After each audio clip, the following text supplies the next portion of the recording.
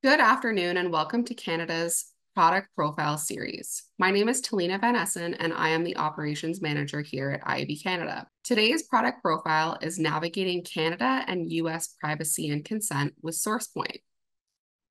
Privacy and consent legislation like PIPEDA, Quebec Law 25, CCPA, and numerous US state regulations are more important than ever to data privacy in Canada and the United States. If you do business in Canada and the US, you should be aware of these data privacy laws, regardless of where your business is headquartered. In this webinar, Sourcepoint, a Google certified CMP partner, will provide an explainer and a demo for managing data privacy and consent. Today, you'll learn the latest on how you can apply Canadian and US regulations in a consent management platform, how a CMP platform scan can identify privacy vulnerabilities, potentially averting data leakage and privacy concerns, how you are empowered to prioritize tracker and vendor selection based on data privacy assessments. Please welcome Kyle DeYoung, Sales Director, and Pat Effinger, Client Service Director at Sourcepoint. All right, so we're just going to get into some quick introductions, a little bit about Sourcepoint. So for those of you who are not familiar with Sourcepoint, Sourcepoint is the practical privacy program that is focused on the digital marketing, customer-facing portions of privacy. So we serve some of the world's most influential brands, highly trafficked websites. We have billions of monthly impressions across the web, mobile app, OTT, CTV as well. My name's Kyle DeYoung. I'm a sales leader here in the US. I've been in the privacy tech space since 2018 when GDPR went live. I have my CIPPE and CIPM certifications from the IAPP. I did spend about my first 5.5 years in privacy at OneTrust, which some of you guys may be familiar with. There I've helped hundreds of customers mature in their privacy journeys. And a lot of my time there was actually spent focused on the cookie consent, marketing consent side of privacy as well. I'm also joined by my colleague, Pat Effinger, who leads our client services team here in the US. He's going to be the one that's going to actually be going through the demo here shortly. Yeah, so those we have on the call, we have a couple of the other folks on our team that are on our marketing team. They're going to be helping with questions and whatnot as well. So with that, I guess we'll just kind of dive right into it. And just wanted to jump in, and I don't think anything on this slide will be terribly surprising to those of you who are familiar with privacy requirements. But this is a really good representation of just how different some of the demands are in the various laws throughout the globe. So I would say every one of our customers that originally comes to us sits somewhere on this spectrum. So whether it be an organization that has a built-in kind of in-house notice-only banner presented to visitors, or maybe they have a kind of a pop-up their dev team has built that has a link to a privacy page where they have language guiding people through browser setting privacy choices or ad choice methods, whatever it may be. And then the other hand, we have plenty of customers that come to us. They've created some kind of either workaround or, they're already using some level of tag manager and they're kind of controlling the consent or the firing of tags through that. Or they've had kind of a low cost, one size fits all solution that doesn't really give them the ability to kind of migrate across this spectrum based upon where their traffic visitors are coming from. So when that happens, what we usually see is, again, they're really unable to adjust based upon the visitor's location and the law that the visitor is kind of under that jurisdiction. And so what we end up seeing is they really kind of have to set the floor at something that aligns much more with the strict, GDPR, e-privacy directives, most granular, opt-in only approach. And this can result in having both a huge impact on both kind of direct website ad revenue, if that's kind of in your business or your wheelhouse.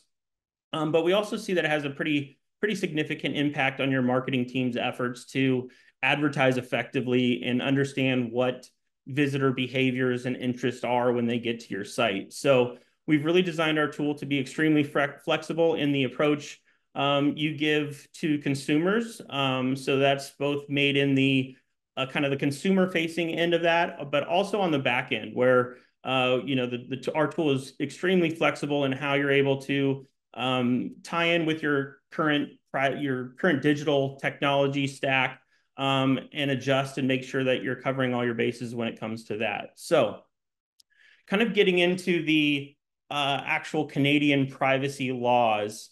So if we look at the two key privacy regulations in Canada, obviously the big, I would say the big mover and the demand for a premium CMP that we're seeing here at Sourcepoint among Canadian companies or companies doing business in Canada has been Law 25. In many ways, Law 25 is a much stronger data privacy regulation that starts to align much closer with GDPR. And it gives the residents the right to delete their data, the right to receive personal data in a portable format. And in addition to that, residents also have the private right of action, which has the potential for much larger fines and penalties. Also, the bar is pretty low as far as who is subject to it. You really only have to, have one resident that you do business with in Quebec. So that's obviously, pretty impactful. So we're seeing much of the shift in the last, 6 or 9 months since Law 25 has been introduced. If we start to look at the differences between the two laws, and when it comes to consent specifically, where Sourcepoint really starts to help our customers because of Law 25's confidentiality by default principle. No tracking technology can be activated until the consumer expressly consents to the use first. So under PIPEDA, businesses can use tracking technology to collect personal information. So as long as the consumer is informed, the information is not sensitive, the intended use would be reasonable and expected, and there's little likelihood of harm. So when looking at those requirements, most businesses concluded, yes, we meet those requirements, and therefore they ended up just adhering to a pretty standard opt-out or notice-only standard because what they were doing fell within that language. But when it comes to Law 25, the standard and requirements are much different. So much like GDPR, Law 25 requires businesses to give the consumers the choice of activating their technologies that may be used to track their personal information. So that includes any kind of tags, beacons, trackers, cookies. So before the individual has the choice of opting in, you also must inform them of the information provided upon collection. So meaning the means of collection, the purpose of collection, etc.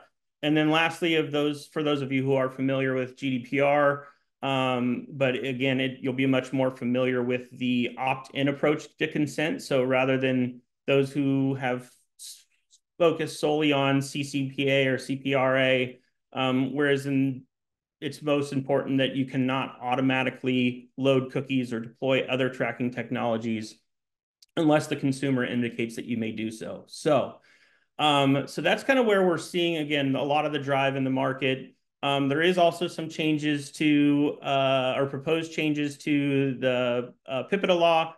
I'll just put a couple of them here up for you, but just a quick note. It's under Bill C-17 that will also start to bring it a little bit closer to GDPR and Law 25 in terms of enforcement penalties and transparency requirements. I also did want to touch on, just since we are in North America, I did want to touch on kind of the U.S. privacy landscape. Obviously, this has been pretty substantial in the number of new privacy laws as of late. There's currently the 5 states that are in effect now, with a dozen or so more either passed or working their way through their state legislative processes. Again, really comes down to how organizations want to handle individual states. It's going to be much like the Canadian provinces. Do you want to handle Quebec on its own, or do you want to have a blank national approach when it comes to website consent or cookie consent, if you will?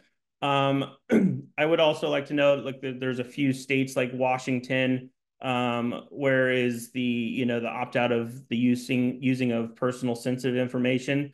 So you can also certainly within our tool have the ability to classify those technologies and target only those specific states and have that category, and use the tool in that manner as well. So when it comes to managing consent and opt out, there's, obviously these are just laws covering North America. This isn't even having to worry about Europe and various interpretations the enforcement agencies and supervisory authorities like to use when it comes to GDPR. So what we've seen is really taking a blanket approach to covering various different laws and requirements, forces you to kind of place the bar at a really high level, no matter where somebody's coming from, even though you may not need to. So when it comes to the first place to start, when you think about, how do I handle what's on my website, is really kind of understanding what's there to begin with. So Sourcepoint has a scanning technology, that does offer, capabilities when it comes to understanding what's on your website. So you can start to see things like vendors, cookies, and other tracking technologies are on there. You start to be able to understand what pages those technologies are on, where they came from. So it'll show you what you want when it comes to vendors and cookies, and also being able to show you kind of the lineage of it as well.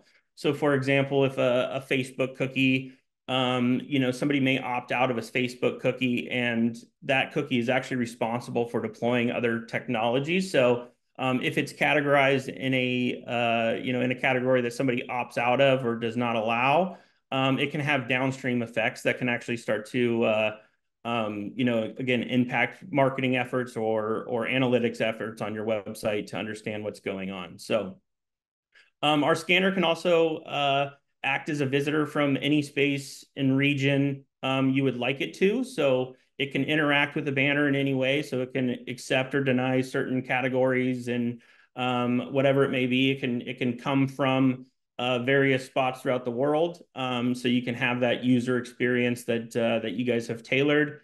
And then it can, again, make those consent choices. And then the scanner will actually already be able to tell you what's firing before the user gives consent and what's firing after, or what's been blocked after.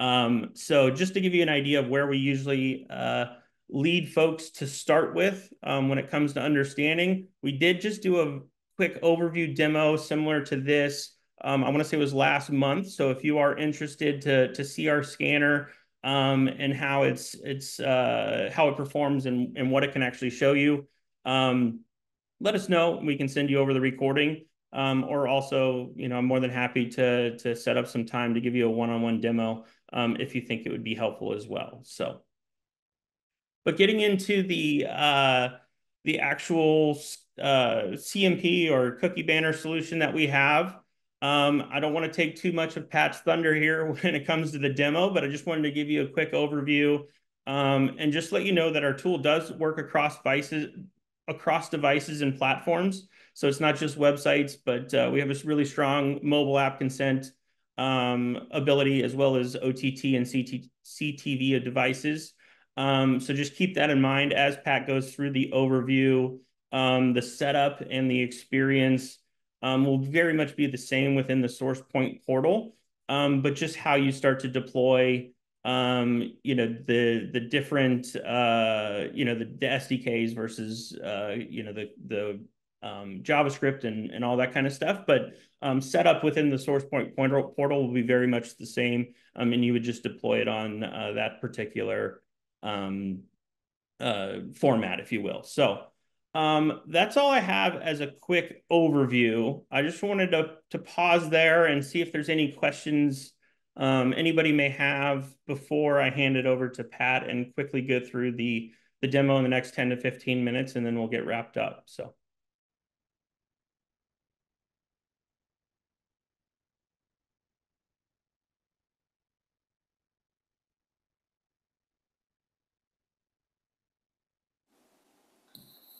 Yes, so email marketing. So we're just covering the our CMP, which is just web, but we are actually in the process of releasing our email marketing, or what you may be heard in the market is called universal consent and preferences.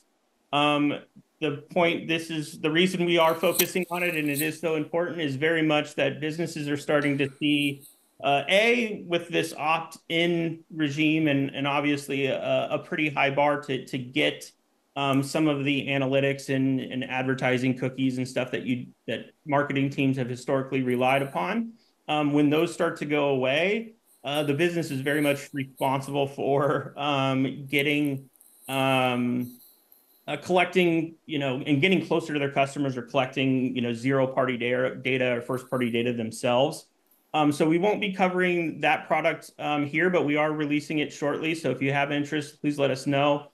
We can certainly be in touch. But again, a lot of the demand as well is the visitor doesn't really, what we're seeing in the market is the visitor doesn't really distinguish between website and cookie marketing and email marketing. They want that experience to be all the same. And the better that organizations are at handling it is really kind of the better that, and the more data they get, and they're much more effective in their marketing practices. So unfortunately, we won't be covering that today, but again, appreciate the question. And we will be having some news coming on that here shortly, so we can certainly discuss if you'd like. Awesome. And it looks like we just have one other question here at the moment. Which framework would you recommend for Canada?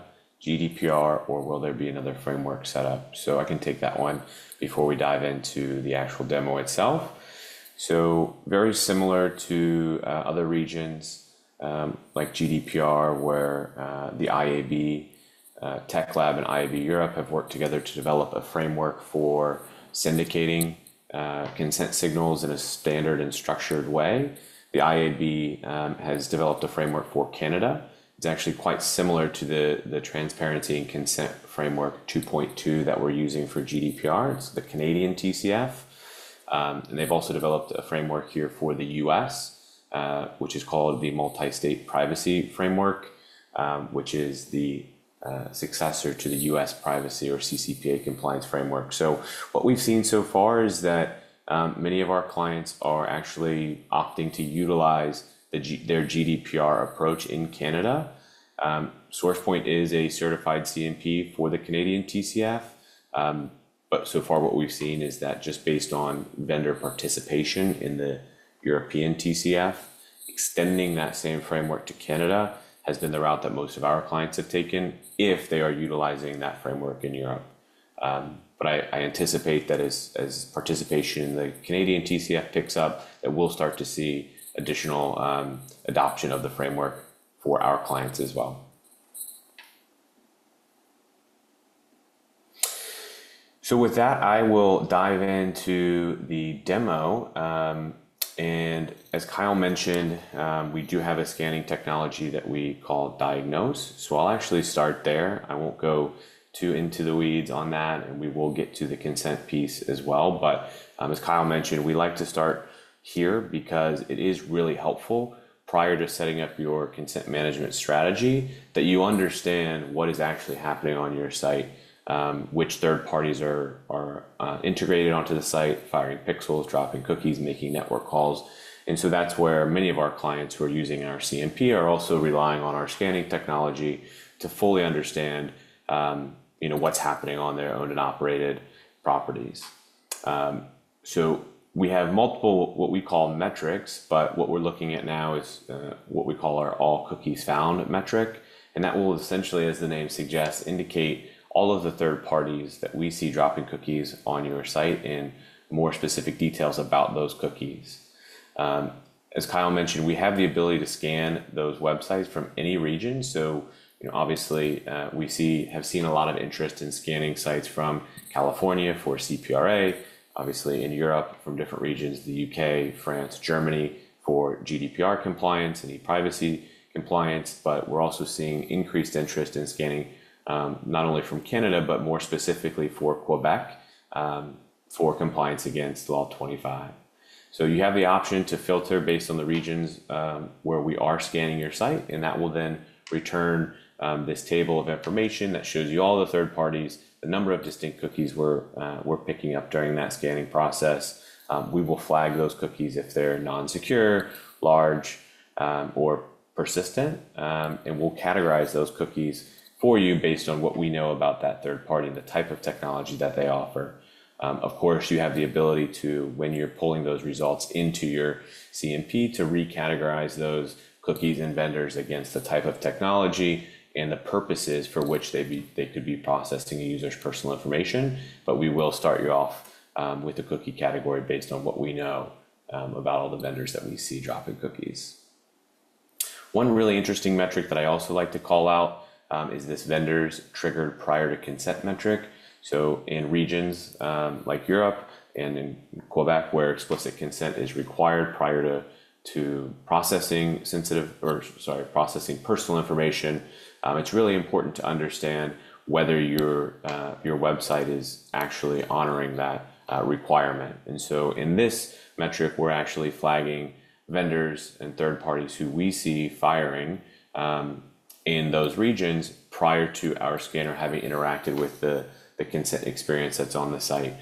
Now, there could be very good reasons why that's happening. You may have required or functional technology that's firing regardless of the user's consent preference choice. And so we do allow you to mark those vendors through this vendor status metric here. But this is a really great tool to ensure that the vendors who are integrated on your site and that you are working with are actually their tags are being withheld, so they aren't dropping cookies, they aren't firing pixels or collecting personal information prior to the user giving consent.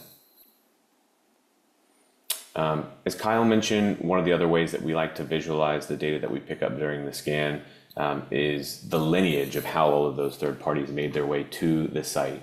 And again, this will rely on the same scan data, and you can filter based on a few different things, including the region, the time frame, and the site in URL that we've scanned. And this will essentially show you all of the third-party tags that we see and how they made it to the site.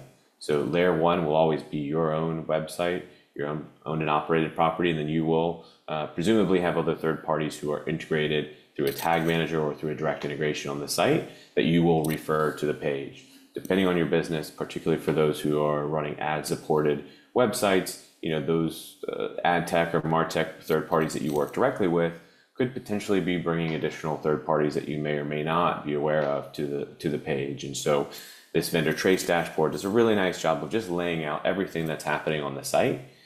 You have the ability to click on any of these individual metrics and see more information about that particular third party and understand how we pick that up during the scan, the tracking methods that we detected for that particular vendor. With that, I'm just going to, in the interest of time, migrate over to the CMP setup. So basically, there are two components to configuring your CMP. There are sort of the back-end regulatory settings, vendor configurations, which is what we're looking at now. You can think of that as the backbone of the CMP and really what controls all of the third-party tags behind the scenes in accordance with the user's preference choices that they make on the front-end CMP.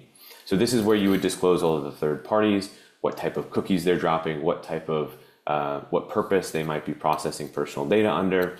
And so if you're utilizing one of the IAB's frameworks, either in Europe or Canada, a lot of these purposes will look familiar to you, but you also have the option to add additional, what we call custom or non-framework categories or purposes. And you can, of course, map those vendors and cookies to those specific purposes or categories. And you have the ability to obviously geo-target that experience in those vendors to specific regions. So if you wanted to have a specific vendor list and regulatory setup for Canada and or Quebec, you have the option to do that outside of the settings for, say, Europe or the US. The second part of the CMP setup is configuring the end user experience. And so you do that through what we call properties, as Kyle mentioned. Obviously, we support CMP configuration on your websites, both on desktop and mobile, but we also support mobile apps, so iOS and Android, and then a handful of the most popular CTV or OTT devices as well. And whether you're doing that within an individual property or a group of properties, the experience is really the same. So you're configuring various messaging experiences based on the regional requirements. So if you just want to have a very simple message that shows to Canadian users, you have the ability to configure that message. And there's a bunch of different templates that you can use from our library. And then you can also have a specific message that would be shown to Quebec users. Obviously, we will support languages, all of the major languages. So if you want to show a French specific language within Quebec, for example, you can certainly do that. And there's a bunch of different ways that we allow you to determine which language to show. You can rely on the user's browser default language. You can geo-target a message based on the language for that region, or you can update through the script which translation you want to show based on a user selection on your website, for example. So if you offer the user the ability to change the language on the site, you can then pass us that information and we would show the appropriate translation there. I just want to quickly call out, because we did speak briefly about US experiences, we would have a separate message builder experience for that, where if you just want to show a message with certain disclosures without offering granular or opt-in consent, you could certainly do that. And then, many of our clients are doing an opt-out experience through a modal that can be surfaced through the footer of the page, where you can then, give either opt-in or opt-out choices for the more traditional cookie categories, in addition to the do not sell or share. Once you've configured your messages, you have the ability to geo-target those experiences based on a variety of different conditions. But a pretty traditional experience would be to look at the user's location rather. So if the user is in Quebec, we may want to show a specific message that has been tailored to the Quebec Law 25. And we want to make sure that that user hasn't actually taken an action yet, and then we'll show them that message.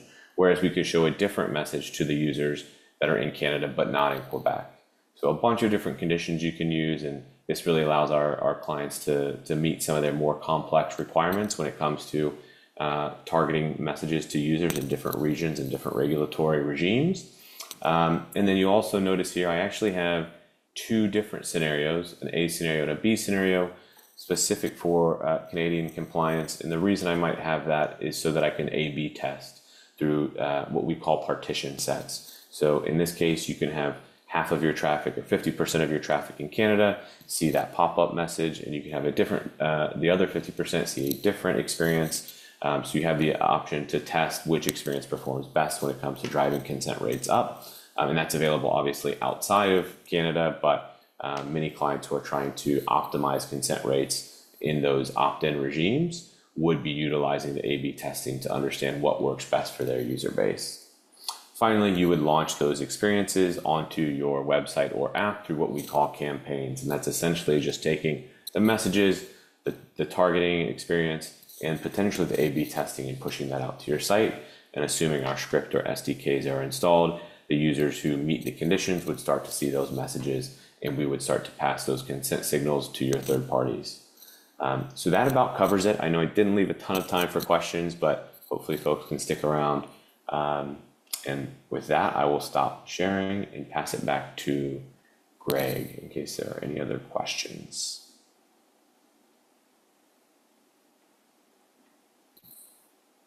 Yeah, hi, this is Greg. I'm been in the back room here. I really didn't see any other questions come from the group. We had one or two questions that were pretty similar to a couple of the things that I think were already asked about the multi-state framework or the different languages and such. So I think we've got everything pretty well covered.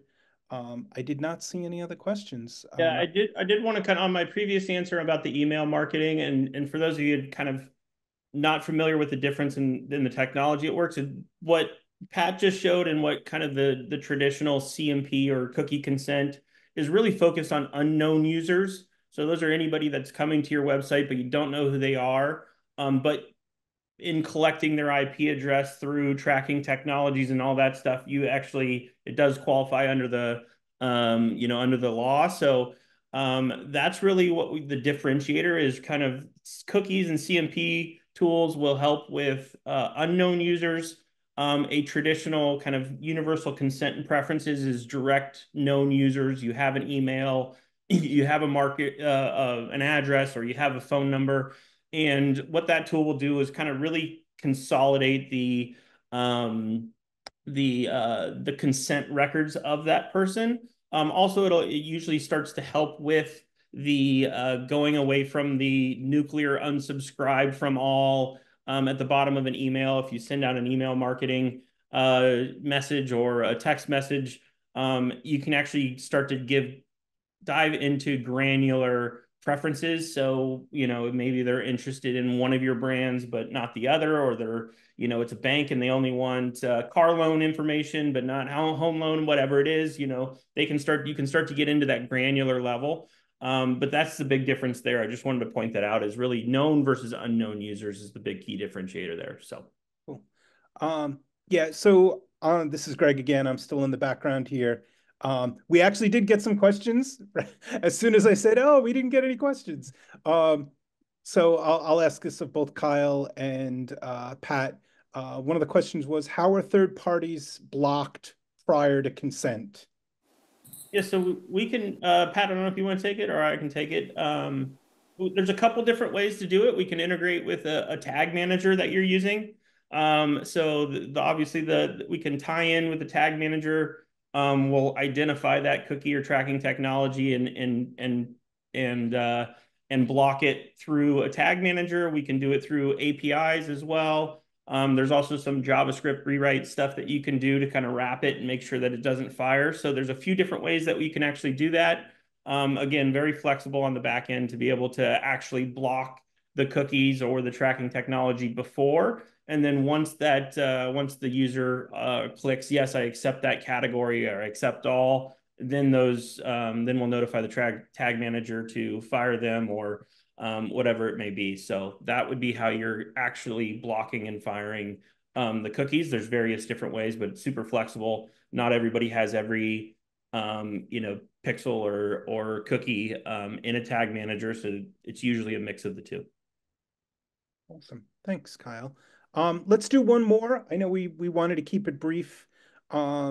Someone asked, and I know we're not going to give out any legal advice on this webinar, but the person did ask, do you have to have the opt-in for consent in Canada? So the opt-in is specific to the Law 25 in Quebec. So yes, so it's much more in line with GDPR, where certain categories have to be off by default, and the user has to take the explicit opt-in action.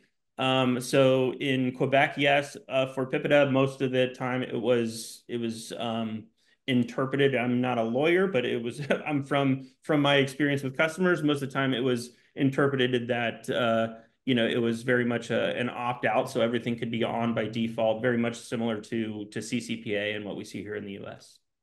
Awesome. Cool. Thanks, Kyle. Yeah, we got a couple more questions. What we'll do is we'll probably get back to people over email. Like I said, we wanted to try and keep this webinar brief for everybody. And with that, Kyle, do you want to just say some thank yous and we'll close things out? Yeah, no, appreciate everybody taking the time to join. We also, if you wanted to start to see a free scan of your website, see what we pick up, we do have it's available on our website. You can see, I think the URL is there, but we can also follow up with you. But if you have any other questions, again, please reach out to myself or Pat or anybody else, any of the team here at Sourcepoint. We're more than happy to help, and we appreciate everybody joining and have a great afternoon.